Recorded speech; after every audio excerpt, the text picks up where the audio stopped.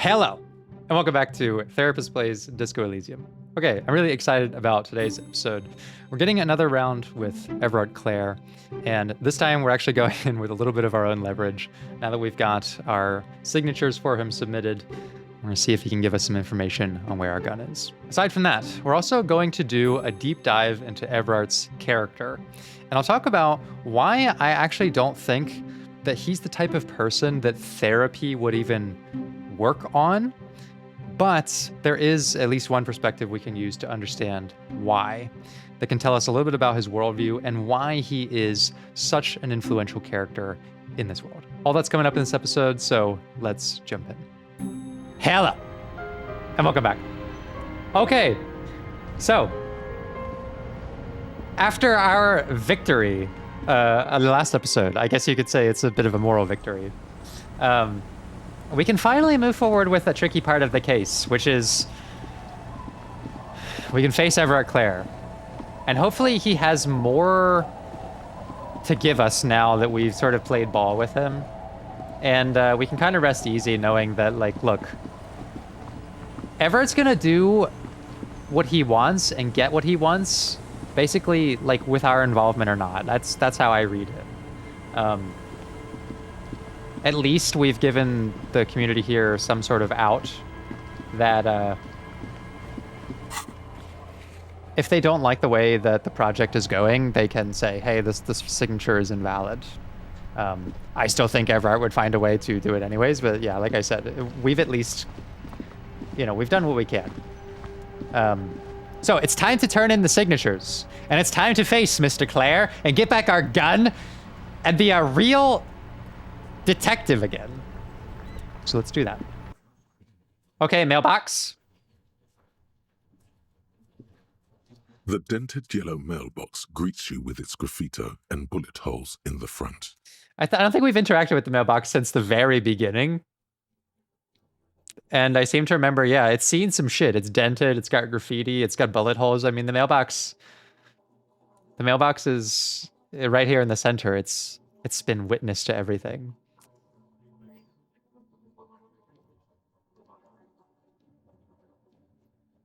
Let's pat the box again. Good mailbox. Good mail delivery box.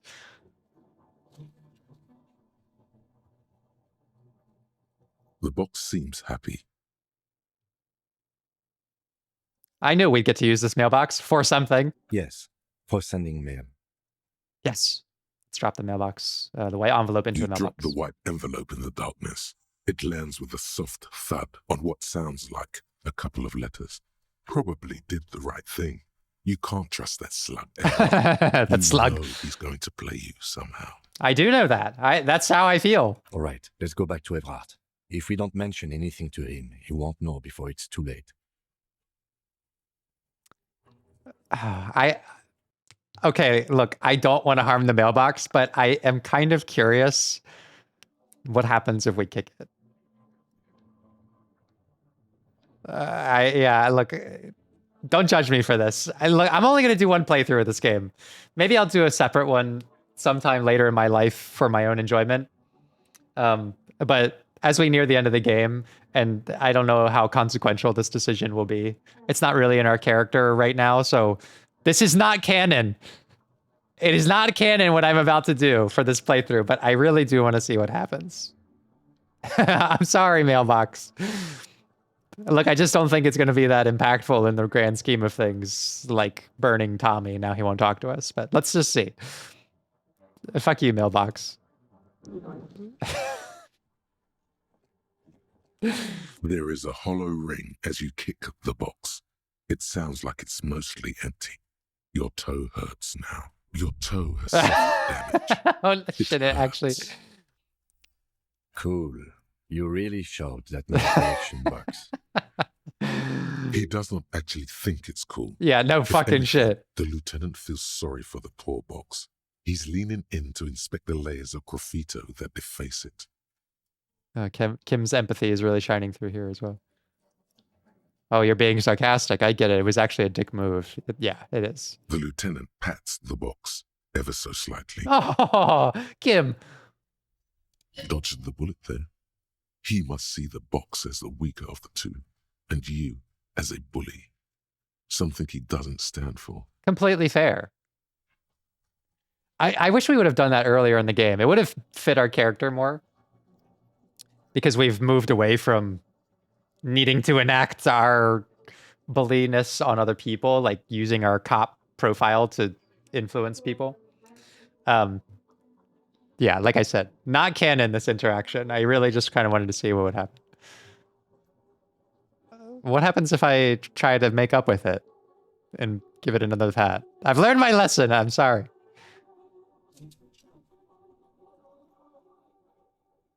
The mail collection box has no faith in your psychopathic manipulations. Oh my god, that's hilarious. And completely deserved. That is psychopathic. I'm sorry, mailbox. No, don't save. Don't record that. Like I said, it's probably not going to matter in the long term. I'm sorry, mailbox. You're a good mailbox. You don't deserve that. I just really wanted to see the dialogue. Snow covers the white on blue police livery of the motor carriage. The white colors nearly meld together. What am I thinking of this for? Wasn't I supposed Do to? something important? Something murder-related? Yes. There's always something important. Doesn't mean you can't take a moment to admire this piece of machinery. I guess that's true. I do have important things to do, though. Even at a standstill, the unibody Caprice Kanema looks sleek and dynamic. The cabin is tilted frontward to give it a more aggressive, hunched look.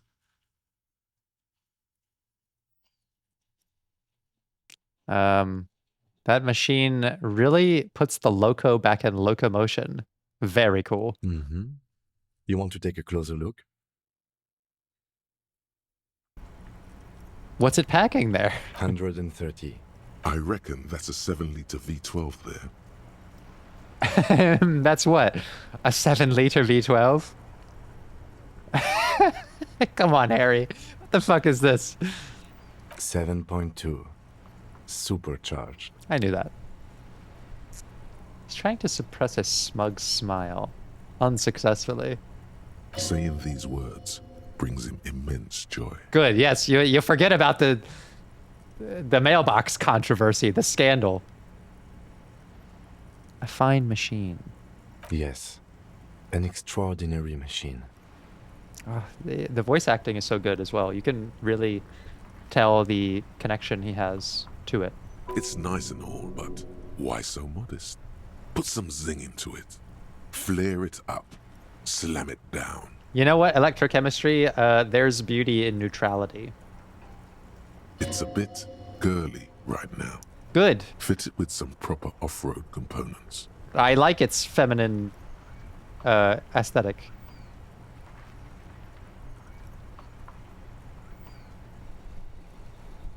I don't think so. I think it is good as it is. Look, I'm a very neutral aesthetic person. If you've ever seen my clothes or the apartment that I'm in, it's beige. I wear lots of beige or like light green or black. Not a lot of like poppy, colorful things. Maybe not things with a lot of personality. But I like that stuff. I like a little more bit subdued things. And same with my car is blue. It's actually a very similar kind of blue to this. Which I like very much. Now, my car is not quite as cool as this one. But my car is also a bit feminine. It's a Subaru. And I love my little blue Subaru. Okay, enough about the details. Anything else? I guess not. Pretty cool though.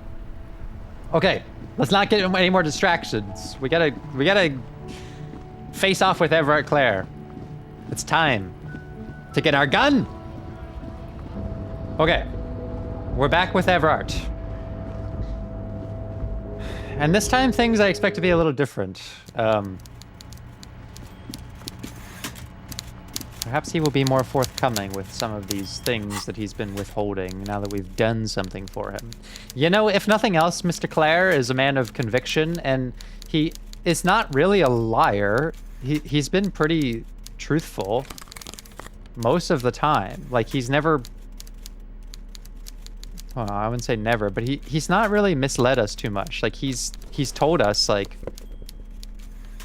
pretty straightforward his involvement in things, what we'll have to do to get his help. But he's not really been like, I don't know where your gun is. He's just kind of implied that he could know, but he's not going to give us anything. At least as far as I remember. Okay. Just want to make sure that we have the right gear. So let's see how this changes things. Now that we've done something for him. Let's talk to Mr. Claire. Mr. Dubois, every worker... A member of the board. That's right, Mr. Dubois. I see the socialist democratic fervor now burns in your heart, too. How can I help you today? It's done. I mailed the signatures you asked me to mail. The Golden Boy returns once more. Wonderful. Simply wonderful, Harry. Of course. I already knew this. How did you know? My friend, the mailman, confirms the letter is on its way. You've done a great thing today. You've given the children of Martinez a real future, Harry, and I feel I can finally trust you now. Hopefully the mailman didn't tell you what I did to the mailbox. You're in my inner circle. You too, Mr. Kitsuragi. We can talk about anything. The strike, the murder, your lost gun, nothing is off the table. Okay. See, forging that signature really paid off. Yeah, we'll see. Okay, let's press the issue with the gun, and then we'll come back to the stuff. Can I get my gun now, please? Harry, I've got to be honest with you. Your gun was found 2 days ago. Withholding this information weighed heavily on me, but it had to be done. You bastard. Your gun is with an old woman. I hear she's a character, so watch out. Yeah, I don't want to roleplay that we're suddenly like his best friend. Our belief, Harry's belief, is like that he's a slimy slug man. This must be the woman who bought the gun from Roy. The one he described as terrifying. So the gun's still with the woman who bought it from Roy. Yes, the same one. I see you've done your research. The pawn shop made the gun easy to track. Crazy stuff, Harry. Selling your gun like that? Wild. Anyway. Yes. Anyway, let's move on from that. Union Boy's gonna help you fix it. He winks at you. Don't worry, Harry. I'm worried. The neighbors of this old woman contacted my men because they trust me and the Debardeurs Union. Apparently, she was waving it around at the entrance to her building. Okay. Waving the gun around doesn't sound good. None of this does. No, it doesn't. She was waving it around at people. As I said, she's a character. I didn't have time for details. It sounds like she's unstable, but don't worry. No one got hurt. It sounds like a very disturbed and desperate individual. Okay, that's going to be an interesting conversation then. Probably have to be put our therapizing skills on the table. I guess we'll see what happens. Who is this old woman? Unfortunately, I don't know anymore. You're gonna have to go in blind, Harry. But she's an old lady. How dangerous can she possibly be? Oh, and she calls herself the Pigs. There it is again. The pigs. Like Roy said, not good at all. I, for one, find it refreshing. Finally, someone calls themselves a pig.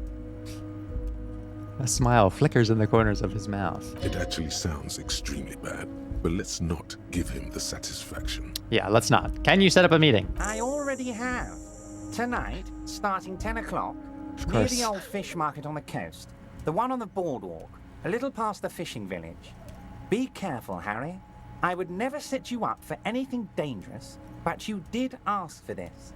Now, back to the fun stuff. Okay, so 10 p.m. We still got some time.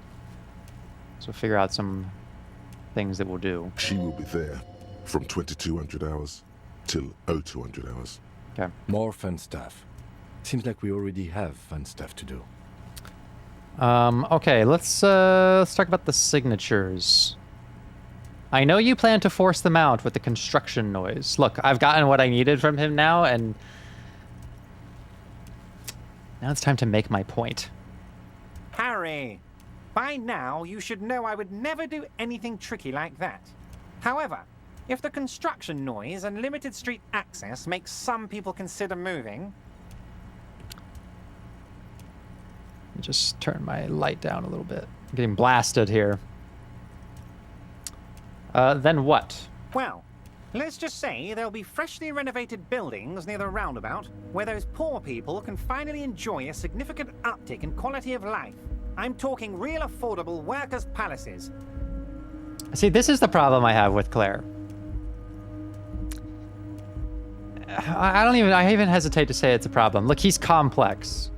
And that's what I like about him as a character. I really like him as a character in this world. When I say I don't like him, I'm saying it from, like, if I were Harry, I wouldn't like him. And if he was a real person, I might not be his best friend. But, like, as a character, brilliant. Because he's complex, he does clearly care about this cause. We know that from several interjections of empathy. Clearly, he can relate to... I mean, he's grown up in this world. He's found a way to, you know, find success. Even if that success has come from really understanding the poverty situation and in some ways maybe exploiting people's basic needs by providing them with certain things, but then they're now a resource of his. So he's complex. He's not just like a slimy, evil, all or nothing person. I think it's just the delivery. It's the way he talks about this stuff. Like, those poor people can enjoy a significant uptick in quality of life. Like, I went down and talked to them, you know, and yes, objectively, their quality of life could be much better where they live, what they have access to. But they're not the kind of people who are... They're not explicitly miserable, actually. Some of them, when you talk to them. They found ways to live with their environment, and even Lillian has said, like, yeah, a youth center might be good. But you could kind of hear that, like, she doesn't know if that's the best thing.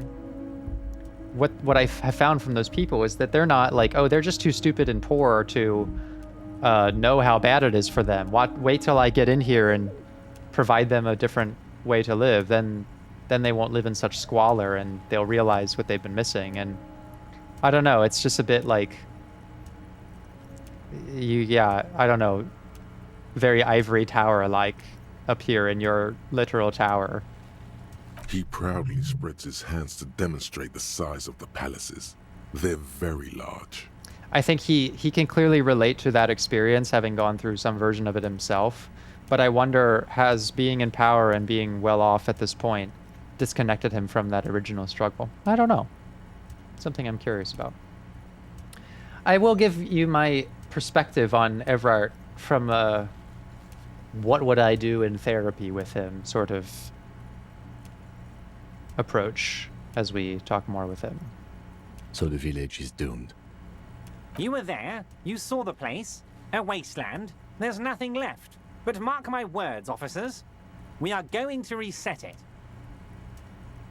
He slams his fist on the table, causing some of the coffee to spill. Well, yeah, I mean, it's kind of a wasteland, but it's also kind of not. Reset. I have big plans for Martinez, and they do not include humans living in those pig sheds on the coast. That land will be used for municipal buildings and commerce.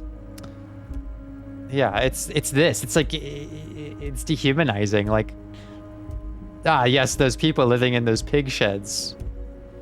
They don't think that they're living in pig sheds, though. Harry, imagine a youth center supermarket church complex, employing hundreds, no, thousands of people.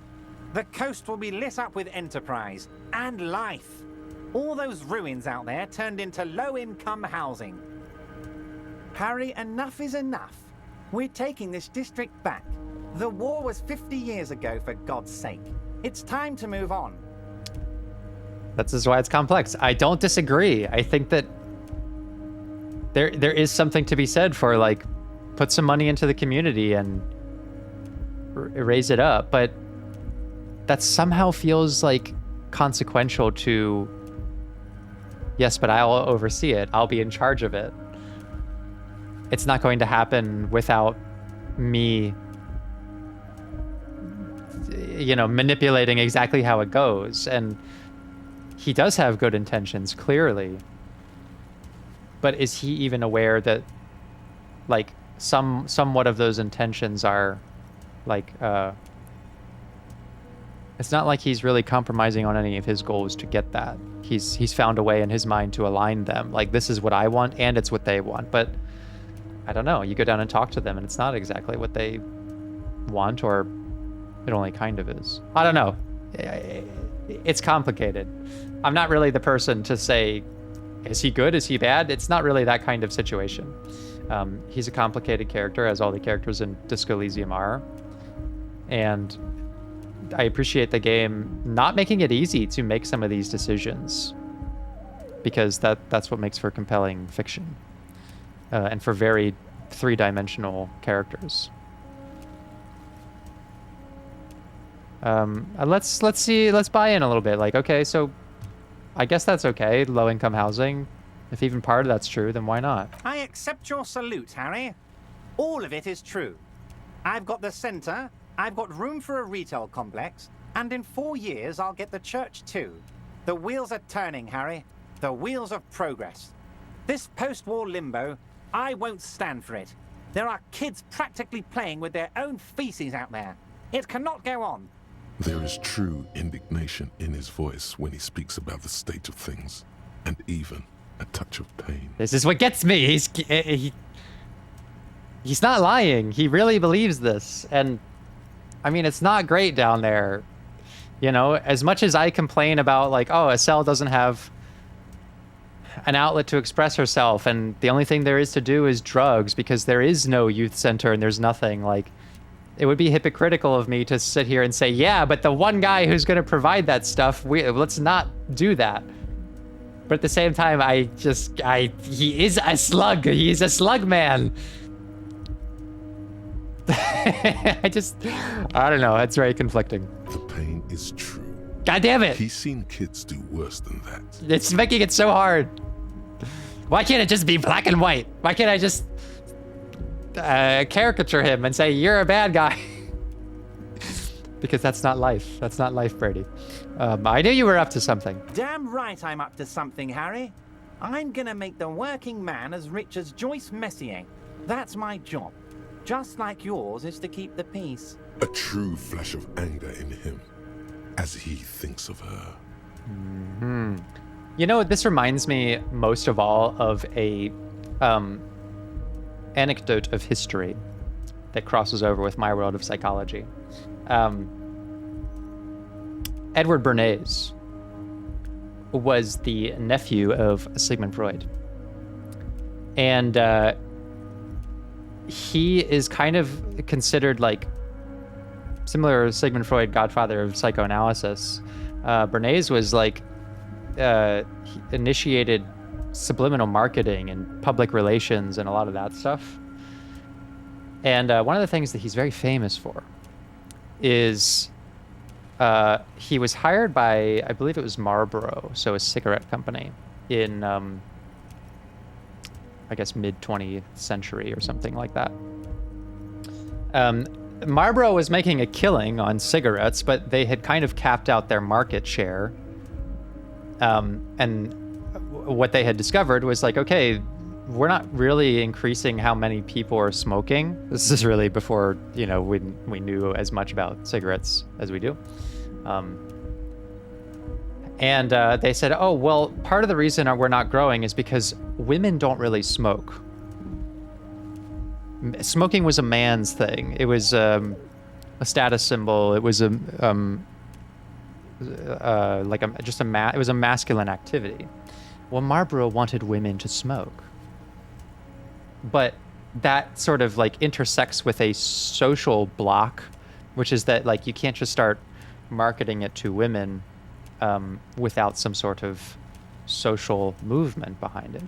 So Edward Bernays says, okay, let's make a campaign out of this. And he took a very famous set of photographs. Let's see if I can find them. Yeah, so here it is. There's a push to get women to smoke by... If we start taking photographs and publishing media that shows women smoking, we can align this with the women's rights movement and make this about, if you're smoking, you're fighting for women's rights. And in fact, the campaign was called Torches of Freedom. And there was a series of photographs showing women smoking, which was very abnormal, which communicated to the public, you should start smoking as a woman because it is a statement to the male population, right? You can see here, that you are equal. And wouldn't you know it, women started smoking. And it's kind of like, that's the vibe I get from Evrart Claire, is it's business first, social progress second. They didn't necessarily even know fully, let's say, let's give them the benefit of the doubt. I'm not exactly sure when that research took place about the harmful effects of cigarettes, but let's be graceful and say they didn't know as much. The social progress was not the goal of that campaign, Torches of Freedom. It was to sell cigarettes, and they manipulated people and aligned this product with people's ideals in a way that probably did lead to some social progress.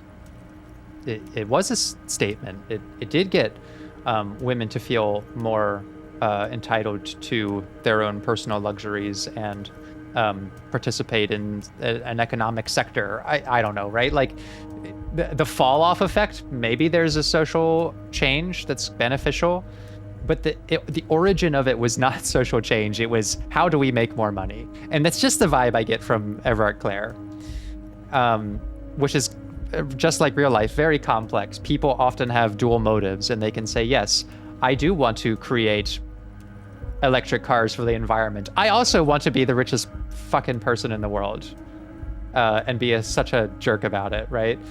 So yeah, people are not one-dimensional as much as this is a video game, goddammit. This is supposed to be my escape from reality.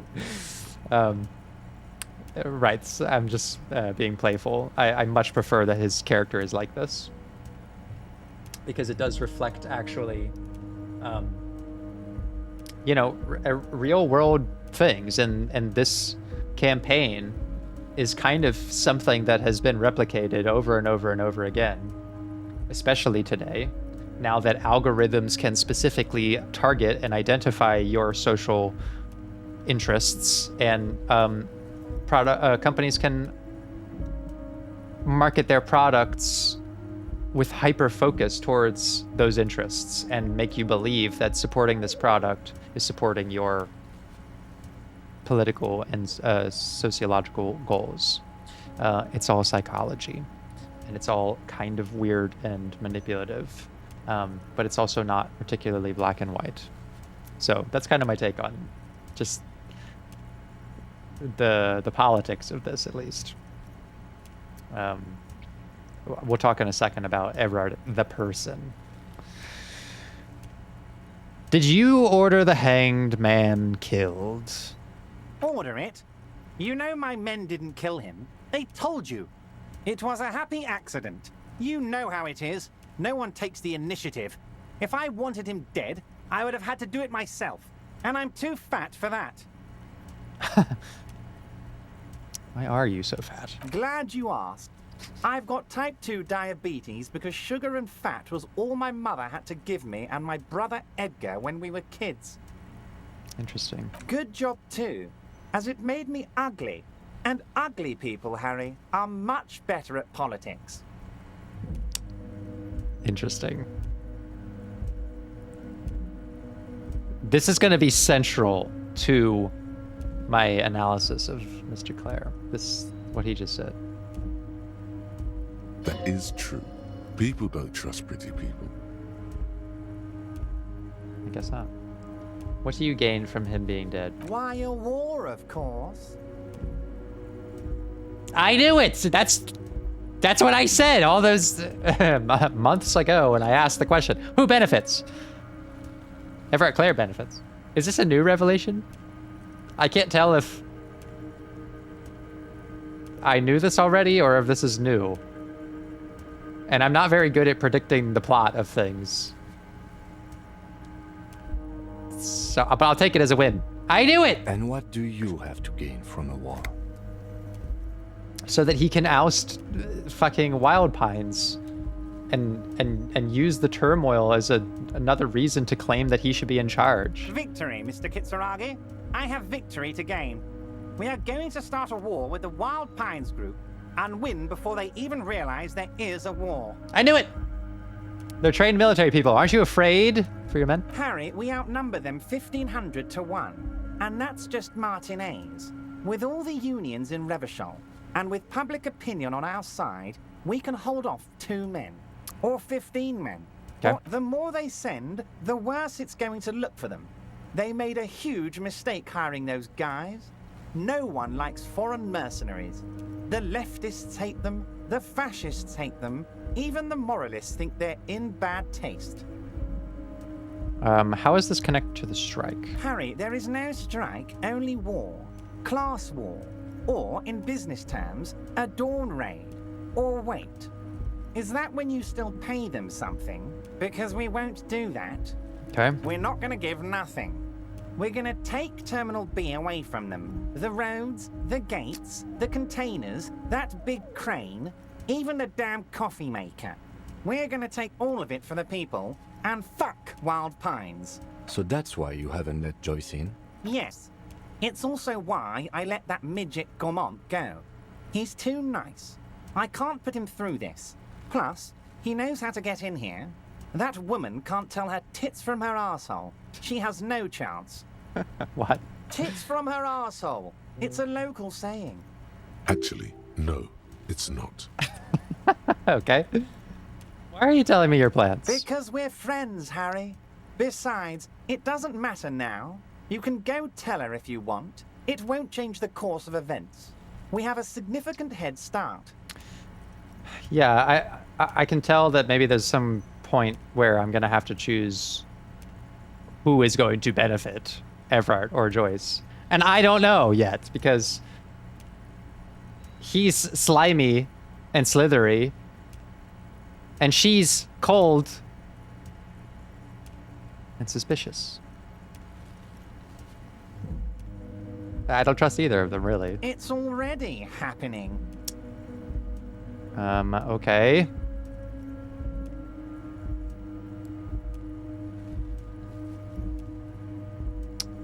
Maybe I talk about this now, before this dialogue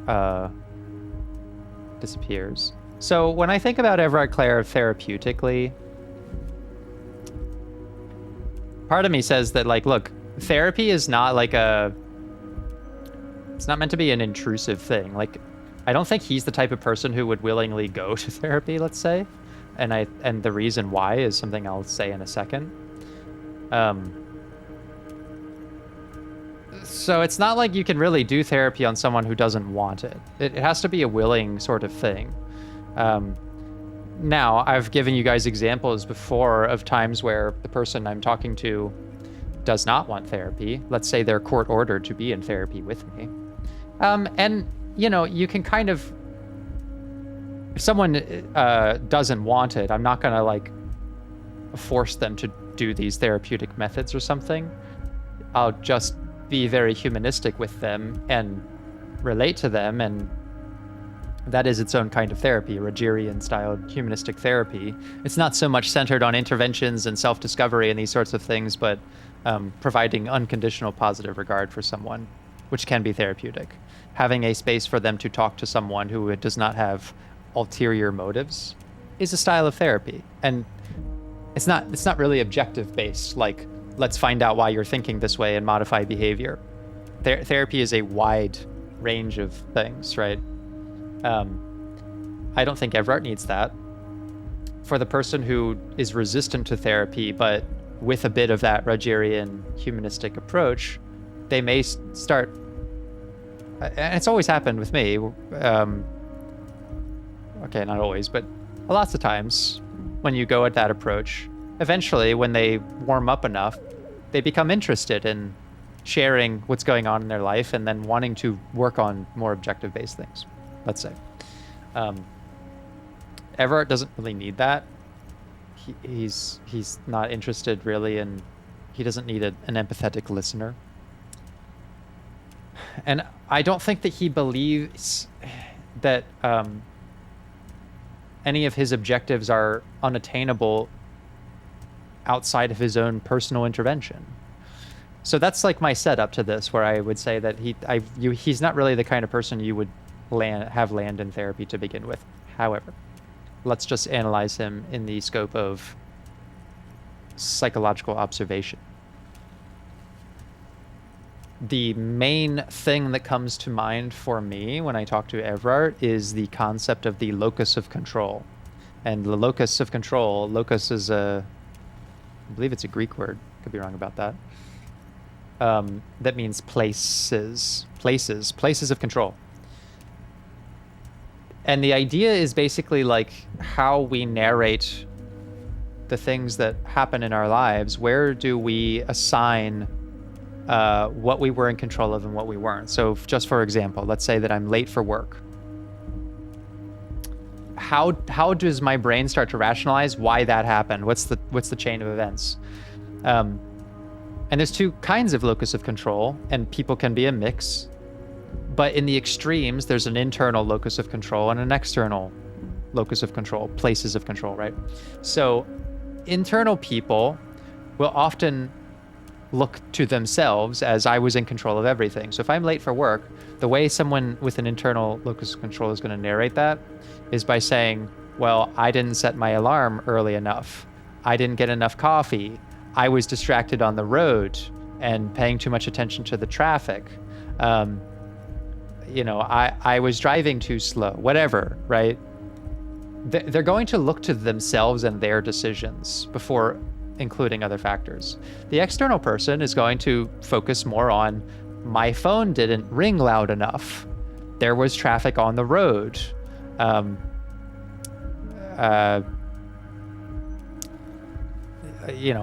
was distracted because I couldn't get my phone to load my music, right? Like, it's going to be all these external things.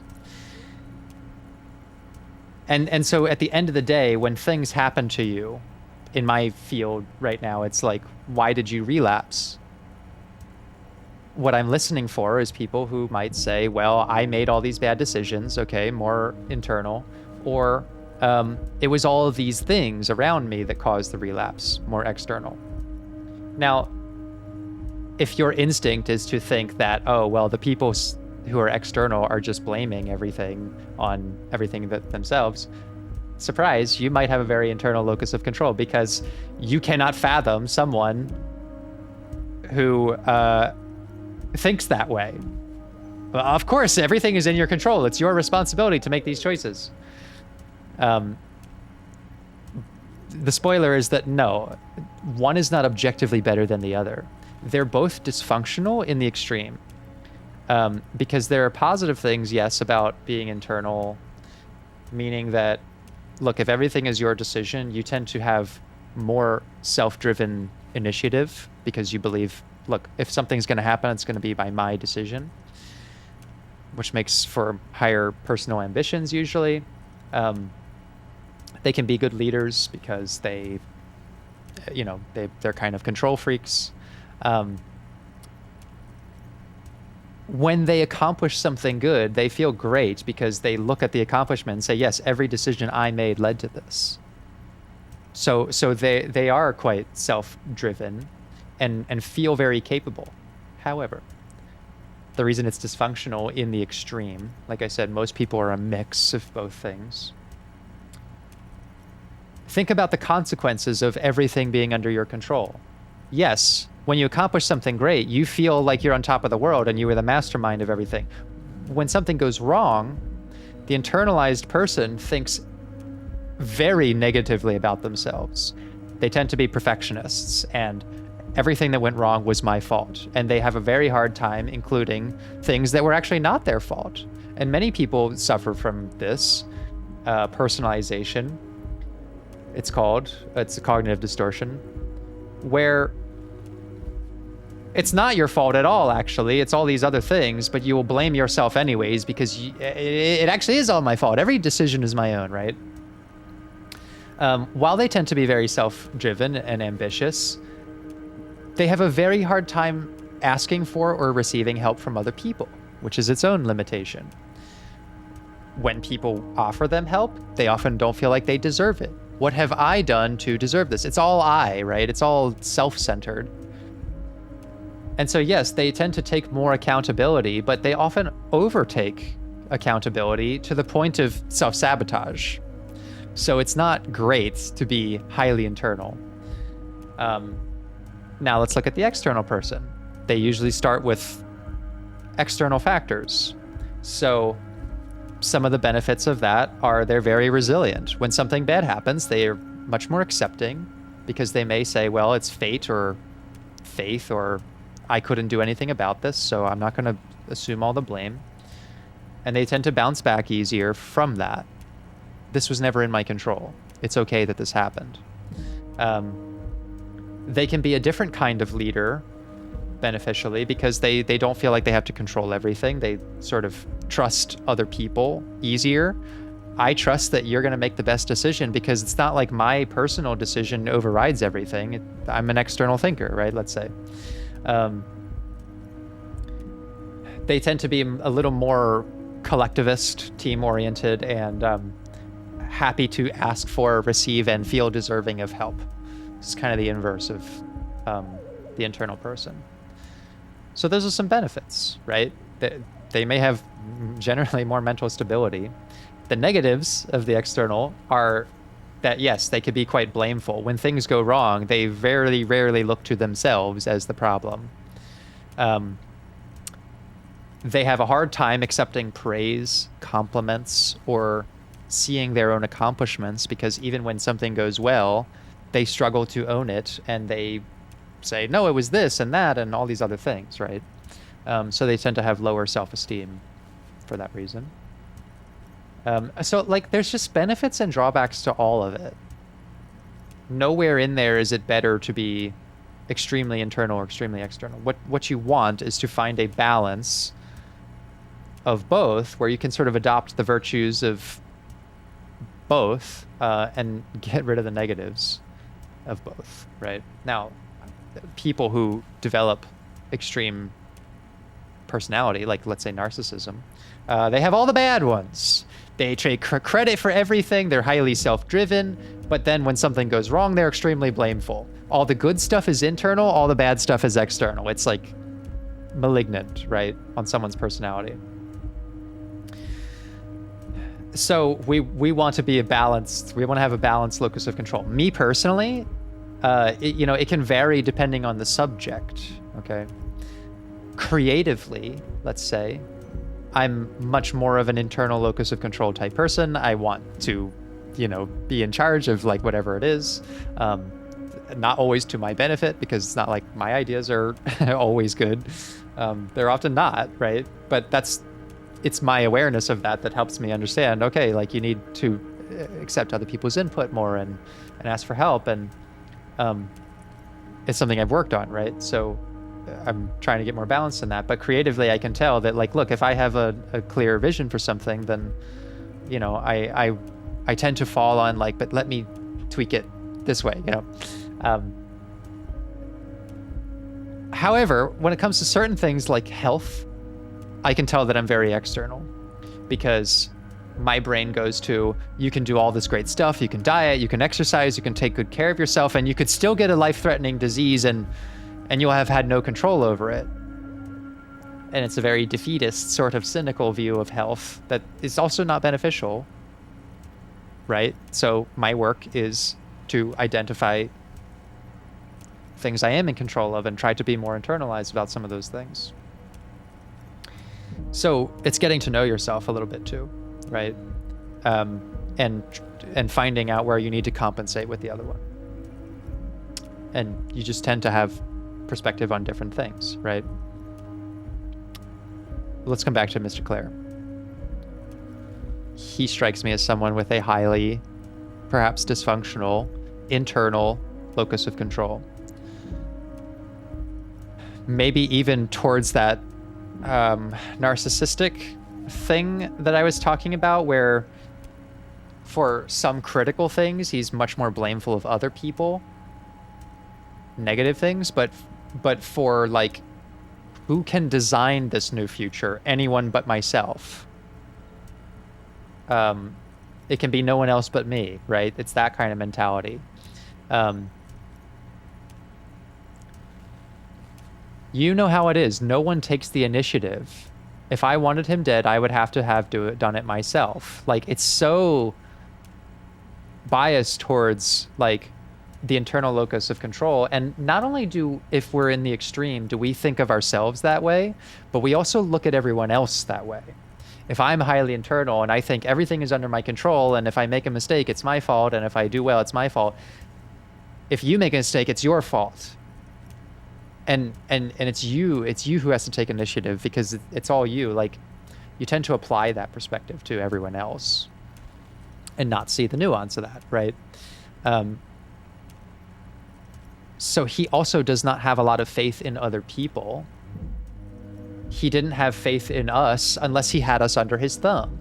He does not have a lot of faith in the people of Martinez on their own. He only feels like they are capable of progressing, turning this wheel of progress, if he is the puppet master, if he has set up the building blocks for it. And, you know, they're too wrapped up in their small problems, or they're too poor or stupid, let's say, he may think, to solve the problems on their own. We need a clear vision at the top, and everything is secondary to my design at it, right? But then there's this external part where it's like, I've got type 2 diabetes because my mom fed me this stuff. And it made me ugly. Like, it's a very, this is a problem, but it's not my fault kind of thing.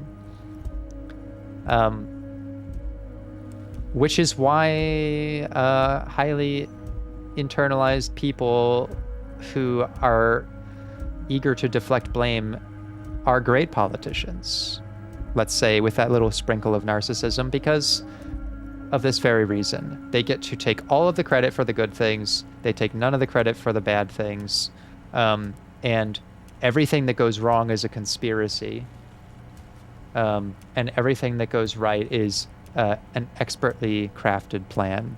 And this is why people are highly distrusting of politicians and politics in general, because I feel like it gives that very easy platform to not only develop but validate this kind of perspective, which isn't good, right? But you just hear it in everything that he says. You can go and tell Joyce this, it's not going to matter because my plans are more thought out and all of this stuff. Like, you just, I get that vibe from him. So like I said, I'm going to wrap all this up now, which is to say that I don't think Evrart Claire is the type of person who would be in therapy to begin with, because he does have this highly internalized view that is not really conducive to therapy. The kind of person who has malignant internal locus of control does not think that an outside perspective or orientation or approach is valuable, because at the end of the day, what can a therapist do for me? It's actually all my decisions that determine the outcome of things. You have to have a little bit of grace to other people, which means a little bit of the external, to benefit from therapy, because otherwise you don't think that it does anything. So he's not the type of person who would even appear in the therapeutic context. But just as a musing of psychological analysis, that is kind of the perspective that I would work with him on. which would be to initiate to him to this understanding of locus of control, and try to appeal to the benefit of having something that's more balanced, and working on some of those virtues. Like I said, my personal work, when I think about what goes wrong in my life, is I try to sometimes think about that. Like, okay, where am I a little too self-sabotaging and need to displace some of my personal agency in some things, because I don't actually think being more controlling is always beneficial to my plans. Actually, other people have great input, sometimes things I can't see, and I really value that input to see what's in my blind spot and help me see what's not there. On the things where I am a little more self-defeating and cynical and worried, and let's say politics is one of those things where I'm like lots more external, where I'm like, it doesn't matter what I do because someone bigger than me will decide and there's nothing we can do about it, right? Like there I have to adopt more of the internal perspective and say that yes, there's actually things that we as individuals can do, and it's worth advocating for, and see a little more of your personal agency in. I've worked to identify some of those things, and I also can't take credit for that. Sometimes it's other people. In some ways, it's part of this community that has helped me identify some things. I've certainly developed more by playing this game and doing it in this format. Developed more than not, right? And part of that is because, like, your ideas get challenged very effectively when you express them to people of differing views, and you're open and willing to listen to them and maybe change your views based on that, which I feel like it has happened a lot over this year, partially due to what I'm doing here, but also other things going on in my life. And it's been good. It's always good to self-discover that, like, hey, yeah, there's pieces you're missing, and maybe part of the reason you're missing them is because you lean too much in the internal or external for this thing, and be patient with yourself as you try to, like, let an alternative perspective in, because you may find that your avoidance of the opposite is, limiting you in some way. It limits me greatly when I'm too controlling creatively, because then I don't have lots of novelty of opinion of other people and help doing all this stuff. I can't tell you how many times my wonderful community team, my moderators, have asked me, hey, do you want us to edit some of these videos and get them up faster? And I've been like, no, it has to all be me. I do it this specific way, and I just think that's stupid. Like, there's no reason to do that. It's not like what I'm doing is specifically complicated, but it comes more of like, I don't want to burden someone else with what is supposed to be my work. I feel bad when people offer to help with certain things that it is a distorted way of thinking, to think, well, I should really be doing that. It comes down more not to, I don't think someone could help me, but I don't deserve it. Like, what have I done to deserve someone's help, really? Just let me be miserable and do all the work myself. That's how I kind of feel. But I have worked to adjust that in lots of ways. Even as recently as I'm trying to do some different things with fitness, and a friend of mine said, do you want to come to the gym with me and my partner, who has experience with, like, teaching physical fitness, was a fitness instructor. And, like, my instinct was, no, don't go. You'll embarrass yourself, or that's really for you to figure out. But this is, like, just garbage, the intrusive immediate thoughts that we have before we develop this awareness. And I know that that's unproductive for this goal. If I have a real goal, what I should really be doing is, one, accepting the help, and two, feeling deserving of it because they offered. So I just said yes, I would love to do that and get some actual education, and it should be fun. Because I know that these internal parts of me are poisonous to progress. It's good to challenge them. Certain other external things are poisonous to my health, like my health anxiety about what's the point in doing this stuff? You could get a disease, and doesn't matter how healthy you were, what you did. Like, that's also poisonous. It prevents me from taking good initiatives towards health, right? Or my avoidance of politics. Too external. Should be more internal. I can make a difference. Maybe I should be more involved. The only reason I may fear that my voice or opinion doesn't matter is because for so long I've avoided it. And so of course I don't have evidence to the contrary.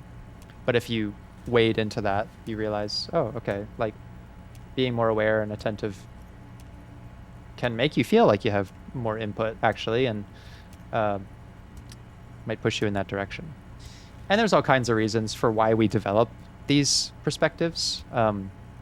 If you grew up around your parents and your parents were highly internalized, it's maybe likely that that's, you know, how you learn to explain what's going on in your life. You know, if you didn't do well and your parents were internal and they thought everything that you did was your fault, you've probably internalized a lot of shame and self-doubt. And if your parents were very deflecting and not very accountable, you also probably didn't learn a lot of personal responsibility, right? So there's all kinds of stuff wrapped up in this. It's a very fascinating corner of psychology. One that I feel attaches well to Mr. Claire and us in many ways.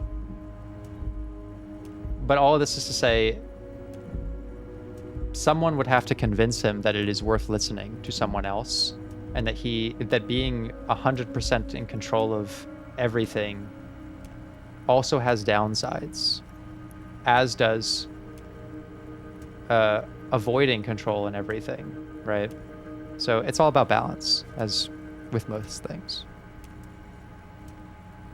Okay, let's wrap this up and wrap up the episode. And yeah, I guess that'll be everything we have to say to Mr. Claire for now, until the next event changes our relationship once again.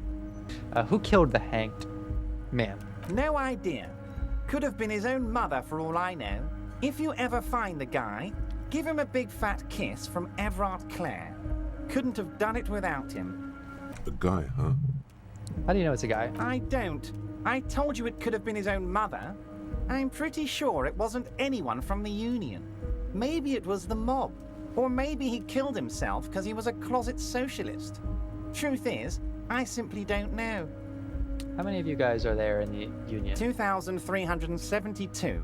Plus yours truly, of course. 2,373 is a sizable contingent for a labor organization in Revachol. And they're all well motivated, at least the ones you've seen. How are you going to fund your new independent harbor? Oh, you mean what sort of goods are going to be flowing through? How am I going to replace all the contacts we'll lose once the poo-poo hits the fan? The clients will ditch us. Harry, we've thought of everything. Everything? We've been running back channel negotiations with all the major clients.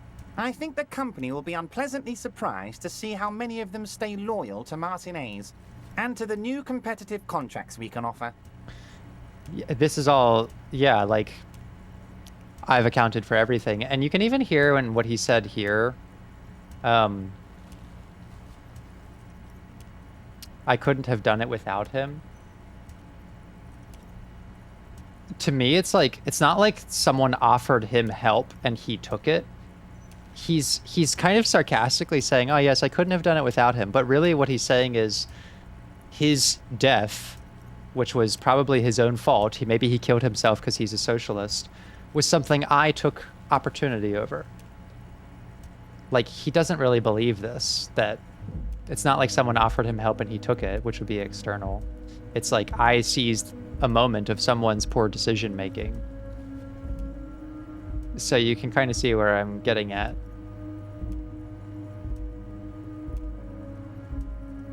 in how he views, like when he explains how this happened, it's not someone else's design, it's like it's my design as a consequence of someone else's bad decision. With renewed zeal sparked by communal ownership, the men will be shipping those containers double time. You'll be surprised to see how fast things go without parasites latching on. We'll have our hands free to pursue bold, exotic new revenue streams. That's drugs. Drug trafficking. Drug trafficking? Don't be stupid, Mr. Kitsuragi. There are perfectly legal, 100% ethical chemical factories on the Samaran Isola. You don't need to be colonialist about it. All they do is produce components to keep the pharmaceutical industry running. That's people's health we're talking about. Old grannies, little babes, people with disabilities. Wow, a neurochemical. Psychoactive labor uprising stroke hostile takeover. It's the same thing here as the Edward Bernays stuff, where it's like people are their health is secondary to the fact that he is going to be at the top of the revenue chain. And yes, maybe that produces more access to life-saving drugs, but that's not the priority, really. The priority is me being in charge. That's just the top of the iceberg, though, isn't it? The company thinks transporting these chemicals in bulk looks bad, has bad optics, may be illegal in some countries. The Debarders Union, however, we're all about the large volume column. We're gonna transport the living daylights out of those materials, Harry. So your sick kid can get his benefit, and your wacky uncle doesn't have to come off risperazole. There's a bit of a typo here. His slams his fist into the desk once more. And the kids on the street can get speed and pyrrolidone. Yeah, what's the collateral to this? You say you care about the youth center, but kids are gonna end up like fucking Kuno. I'm an old-fashioned guy, Mr. Kitsuragi. I sometimes grab a beer with the boys, but I have no idea about the things you just mentioned. Yes, see, that wouldn't be my responsibility. It would be their responsibility not to partake in those things. I'm an old-fashioned guy. I know how to moderate my drinking. It's narcissism. And narcissists can pass as doing something virtuous, like I said. I'm going to create all these ecologically, environmentally, progress-building industries, but it's not really about any of those things. I'm just cosplaying as a philanthropist. I'm actually a fucking asshole. But if I were to supply ingredients for some sort of rainbow party, I would make sure the Union took a fantastic share. And I'd keep that stuff far away from Martinez. I would keep that stuff far from Martinez. I would be able to do it. Only I can do it.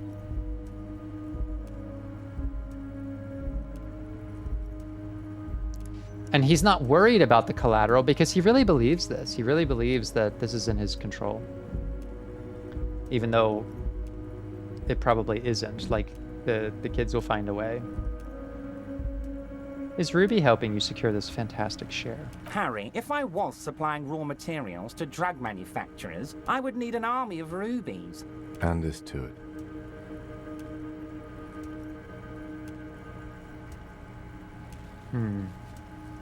Drugs are a no-go for me. I'll report this. Yes, of course. And while you're doing that, please go ahead and also tell the Wild Pines.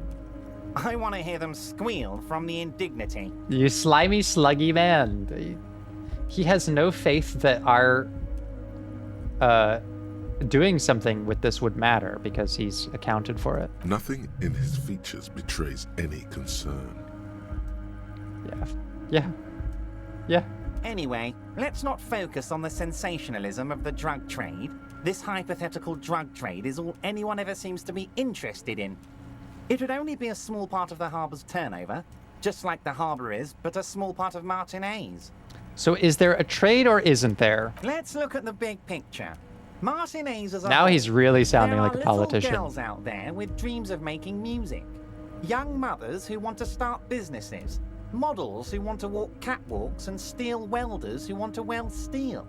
I'm going to unite them all into one economic body. we're gonna incorporate this place to Kingdom Come. Everyone's gonna be in on the wealth, and everyone's gonna pull their weight.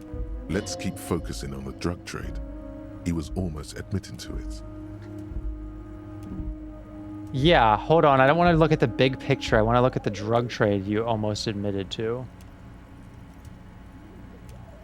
I'm like a money guy.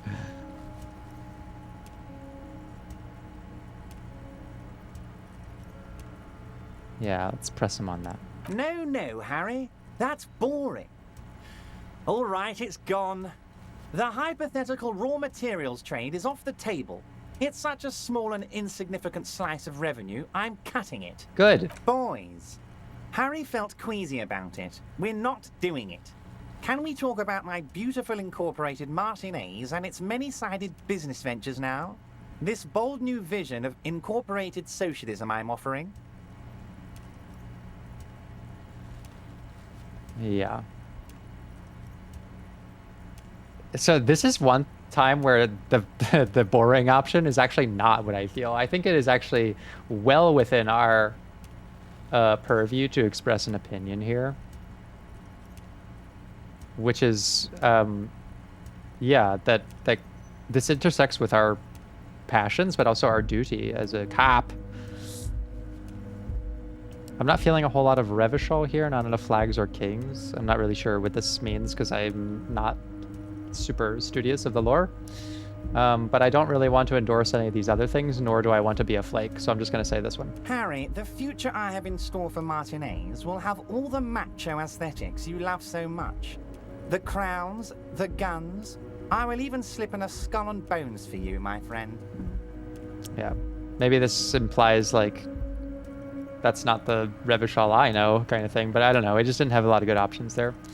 Okay. Can I ask you about specific union members? We're way past specific union members now. This is the big time.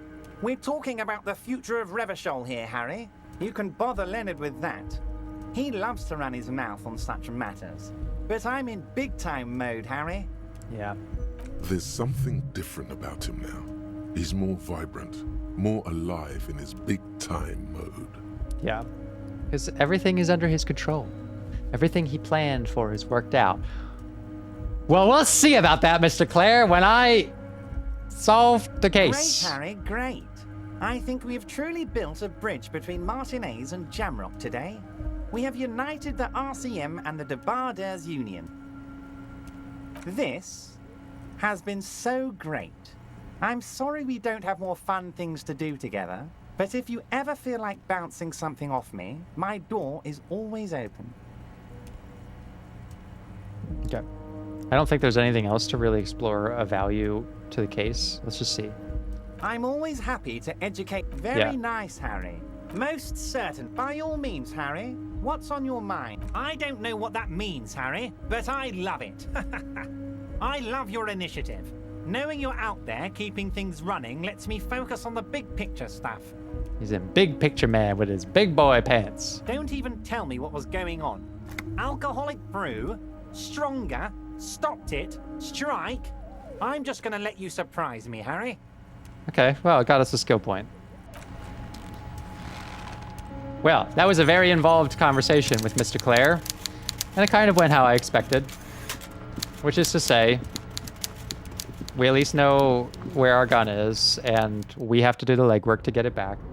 But I don't feel as manipulated or as under his thumb as I did, kind of knowing how he works and what to expect from him going forward. So, that's where we're going to leave it for today. We will be back next time, and I guess we're going to figure out what we're going to do. Maybe we'll talk to Leonard here. I think it said that we can... When can we sing karaoke? In the evening. I don't know when the evening starts. Maybe we can check if it's now. We'll figure out something to do until 10 p.m. And then go see if we can get our gun. So, I will see you next time.